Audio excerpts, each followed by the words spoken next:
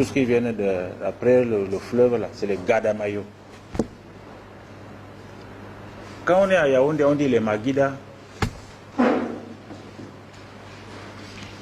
les Nkwa.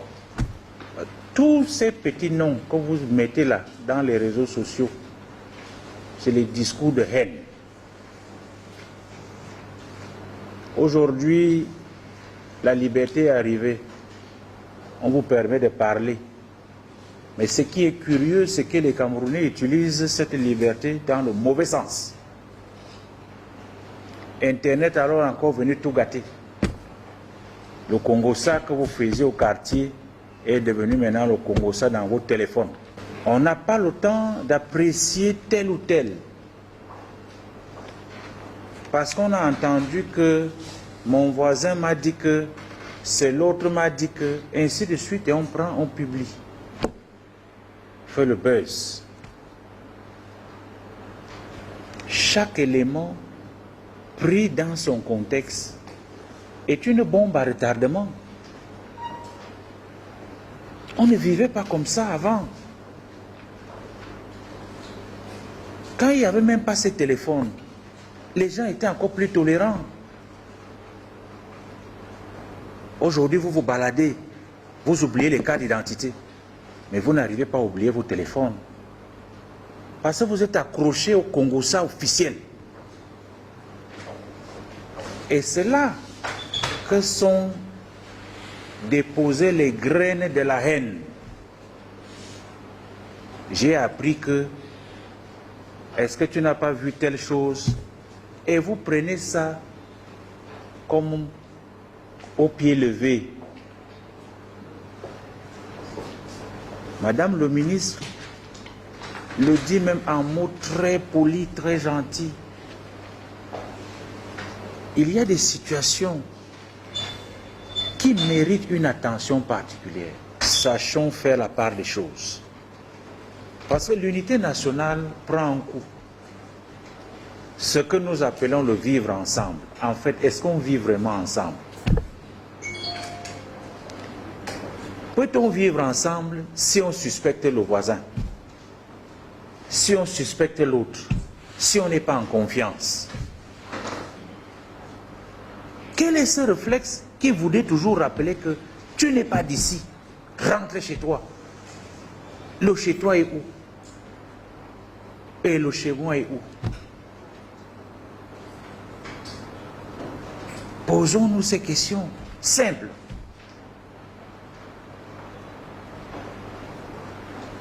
La promotion du bilinguisme. Et j'aimerais rappeler à ceux qui le... Ce n'est pas une façon de dire que nos dialectes sont finis. Non.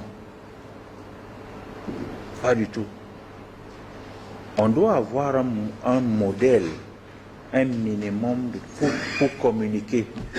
La preuve, c'est que si, au moment où je vous parle, si je vous parlais mon dialecte, il y a très peu de gens qui allaient comprendre. Mais on se comprend parce qu'on peut se parler. Il y a ce couloir-là, ce français, cet anglais. Mais ça ne veut pas dire qu'on doit négliger nos dialectes. Mais les discours de haine tels que doivent être regardés avec beaucoup d'attention.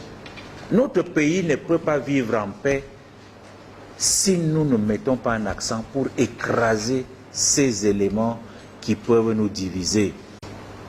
Qu'aujourd'hui, à travers l'école, il n'y a pas de discrimination pour entrer dans telle ou telle école.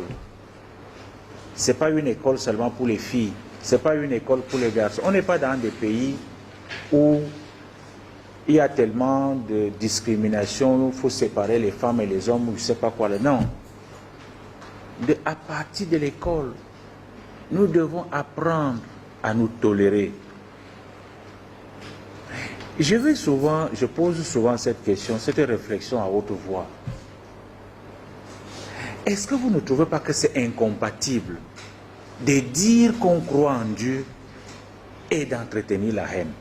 Ça sert à quoi d'aller à la mosquée, à l'église, au culte? Dites-moi, on fait quoi avec? Laissez tomber tout le reste.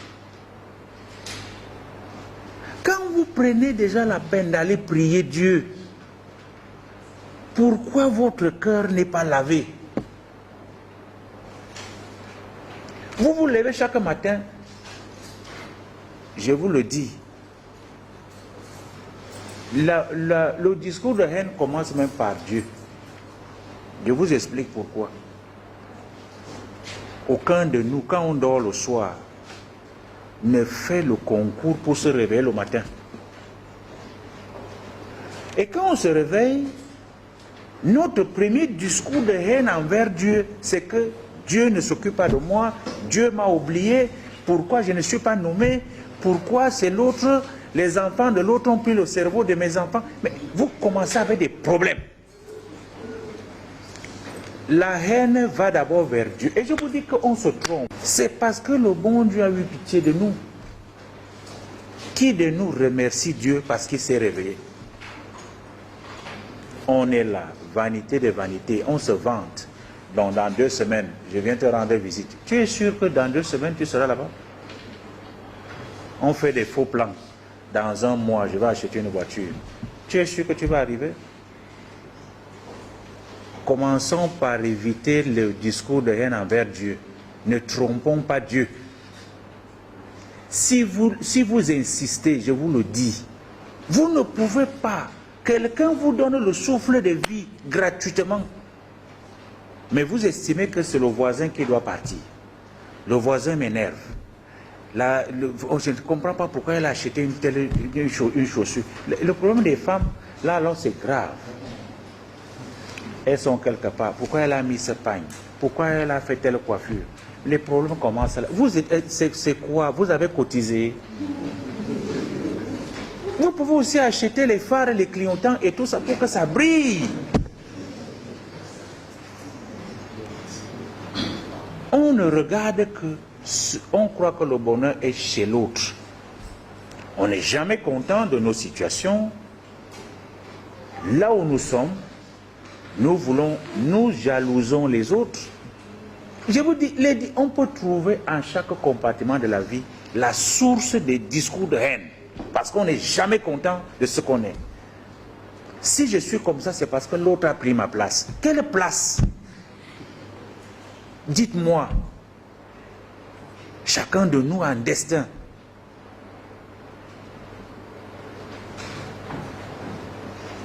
À partir de cet instant, si nous retrouvons l'humilité, que d'aucuns qualifient de faiblesse, mais l'humilité est une force, celle-là qui nous réconcilie avec le Très-Haut. Je ne vous ai pas dit d'être naïf. Loin de nous ce discours de naïveté. Vous devez être réaliste et comprendre que votre propre bonheur est aussi lié au bonheur des autres. Et j'aime souvent le redire et souffrer que je le redise encore aujourd'hui. Nous sommes aujourd'hui trop préoccupés par le matériel. Et croyez-moi, il ne faut jamais être heureux seul.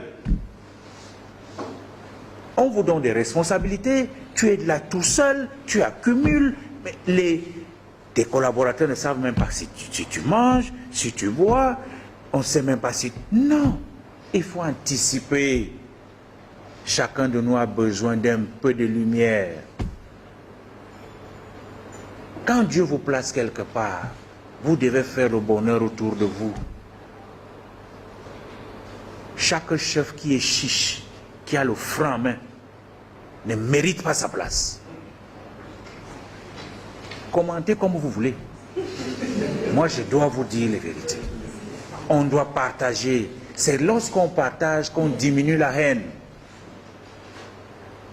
Voyez-vous, votre domestique qui touche votre nourriture, qui touche vos habits, vous attendez que le mois passe 10 jours avant qu'il commence à grincer les dents. Patron, est-ce que c'est pas possible?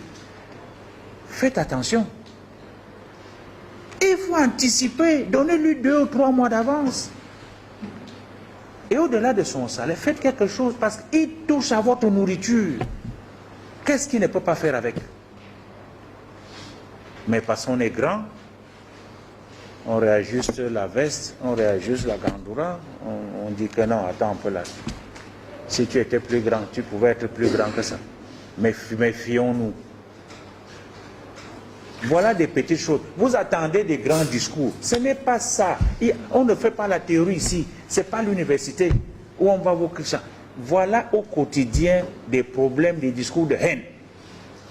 Et là, c'est la haine que vous entretenez dans votre propre famille. Parce que vous méprisez le domestique, vous méprisez le chauffeur. Vous méprisez votre épouse. Il faut lui dire merci quand il vous a fait une bonne sauce. On n'est pas très sérieux, nous les hommes. On est méchants même à la limite. Dieu seul sait quand une femme prend du temps pour se brûler les mains. Elle fait le plantain, elle fait le riz, elle fait ceci. Toute cette bonne nourriture, elle pose là. Tu finis de manger, tu ne dis pas merci. Les femmes ne sont pas en reste. Parce que nous aussi, on se bat beaucoup. Matin, midi et soir, on transpire. On amène quelque chose à la maison. Mais quand on arrive, accueillez-nous bien. Pas les palabres.